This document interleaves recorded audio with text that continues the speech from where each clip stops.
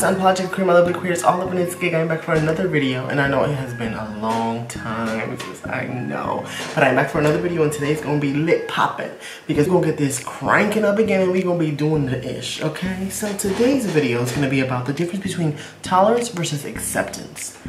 And this can be for the LGBT plus community, or it can be for any community in general, especially for minority populations, because it becomes very important and tricky with aspects such as gender, sexual orientation, any other thing that you can think of. Let's get started. So I want to start this video by discussing the two different definitions. So for tolerance, and if I look down, it's because I have my nice little notebook here. For tolerance is sympathy or indulgence for beliefs or practices differing from concerning with one's own. So how I understand this, right? To me, this is like difference in beliefs or understanding. So it's not a full, I understand where you're coming from, but it's more of a, okay, I will get to the point where I understand your perspective. Mine is different. Okay, stay with your perspective. I'm not gonna challenge you anymore. I'll be with my perspective, respect each other's perspectives, respect each side, and move on, okay? So the definition for acceptance is the action or process of being received as adequate or suitable, typically to be admitted into a group. This strikes me, and this is the definition that I found that was like, wow, that goes perfectly with this video, because it gives a sense of being recognized as enough. And the keywords that I want y'all to keep in mind is being received, adequate, and suitable.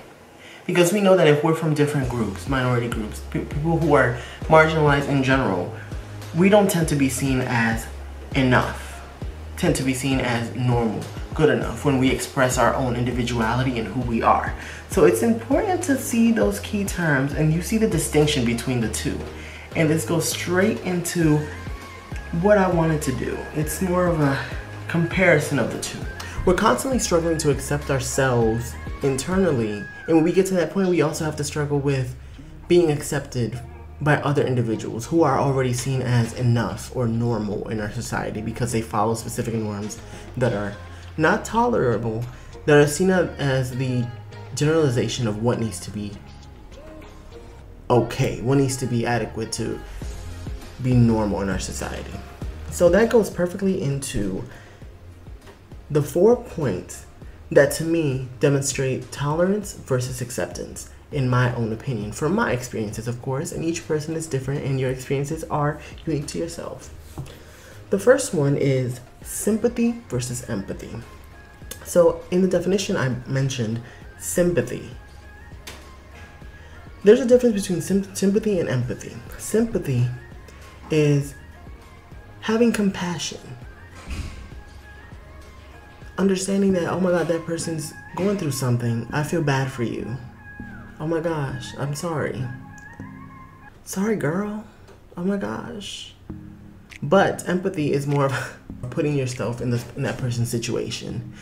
Going beyond the barriers of, oh, I understand what you're going through.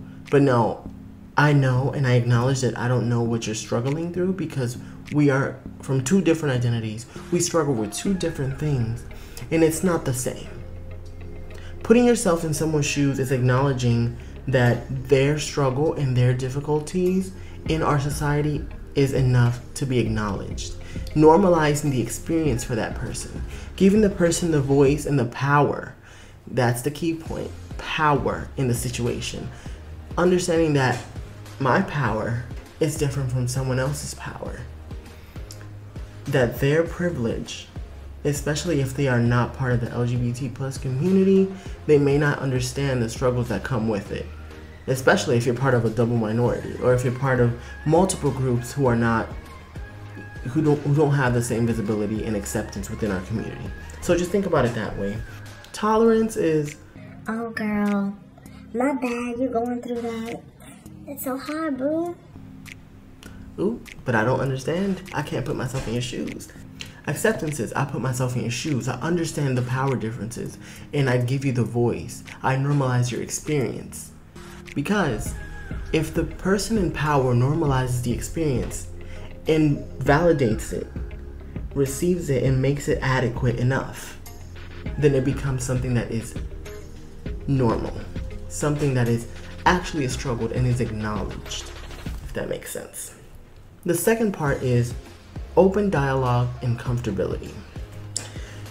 This instantly reminded me of my parents, and the very obvious distinction when it comes to tolerance and acceptance is having open dialogue and being comfortable with talking about these conversations without being triggered, without feeling like there's a loss of power because it's something that's not normal to them, something that's not common. And I understand that people have their perspectives, people have gone through things and are brought up in specific situations where they don't know how to compute in their head that someone else is different, that someone else's identity is completely different and is valid and important to that person. So this is how you can understand the difference between tolerance and acceptance. Because if someone doesn't want to have a comfortability talking to you, then it's some internal thing that's happening. And that's something that we can't control. That's something that we can't change, so you can't change that person. So the same way, in the same courtesy of meeting you where you're at, it's gonna take patience for you to teach them and for you to find a middle ground for y'all to have that comfortable space. But if someone is completely not open to dialogue and is not comfortable at all, does not want to speak about it at all, but says, "Oh, I'm cool with you, but we're not gonna have these conversations." That's more of, I tolerate you, stay on your side, I'll stay on my side, versus acceptance, teach me about what's happening. What are you feeling? What is it like for you? This is something I don't understand, and it goes back to the power thing. I don't understand because I could not, I can try to put myself in your shoes, but logically, I can't because I'm part of the majority. Okay, the third point that I want to talk about is protection of my identity in vulnerable spaces / allyship. Woo! This is important because how are you going to empower me in a space where it's just you and me, but then we leave and you have to conform? I understand it's hard. I understand that you are not used to getting out of your comfort zone, but I'm constantly on alert of my own spaces. I'm constantly not comfortable in all spaces because I have to conform to heteronormative, etc. Get what I'm saying? So if someone does not protect, and this comes back to my parents as well, because there are situations where people say a lot of insensitive things. They jokes that are seen as something so minute, something so, it's just a joke, don't be too serious, you're too sensitive. Look, that's gonna be a whole nother video.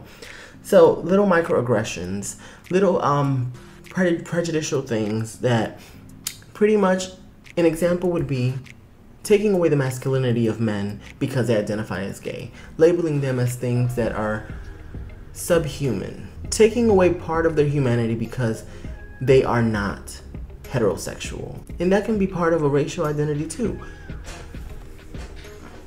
Giving animalistic characteristics to people of color, attributing it to violence, is another thing. Not considering environmental factors or other things that may be affecting the person. So I think it's important in situations where I have felt shut. Like, for example, someone said that, oh, the person who is gay, this person did not even mention the word gay. This person said not normal. In those spaces, I tend to be uncomfortable because I'm constantly in heterosexual spaces, but now I'm being disrespected. And when they're just expecting you to say something, especially if your parents know, they get really uncomfortable because they don't want to be embarrassed in front of people. So the moment where they can educate other people, it's not about them outing you. It's not about them making themselves that vulnerable by pointing your struggles out, but more of, hey, I understand it was a joke, but you also need to understand that not everyone is the same. But everyone is normal in their own way because that's just who they are. You can't change people because there's no general definition of normal. Just like there is no general definition of perfection. We're all so different. We can't all be put in boxes. Don't claim you're an ally if you're not an ally. if you don't understand what it means to be an ally for specific people. And if you're in power, it tends to be harder for you to understand what these struggles are and how they connect to how people function every day. So for this example, it's pretty much separating yourself. For tolerance, it would be, I'm going to protect myself, make myself comfortable in these spaces, even though these spaces are already comfortable for me, and continue to acknowledge and make these things valid. Make these feelings valid, these jokes valid, without considering your feelings, without considering that these people may think that this is something normal to talk about for these groups. It's normal to generalize that within these groups. That would be a tolerance in that space. I tolerate you, but I'm gonna leave that at home. You know, we don't have to talk about this. I ain't no social justice activist. You don't have to be. Acceptance is, hey, you know, that joke, I understand it was a joke or whatever, but you need to understand that some people may be offended. You do know that not all people are like that. You do know, right? Oh, yes. Do you know? If you don't, you better phone me. Fourth point is open to learning / fluidity with change. Whew. Tolerance is already easy. You know, taking that first step to educate someone, to not only make them comfortable speaking about specific issues, but also making yourself comfortable is hard.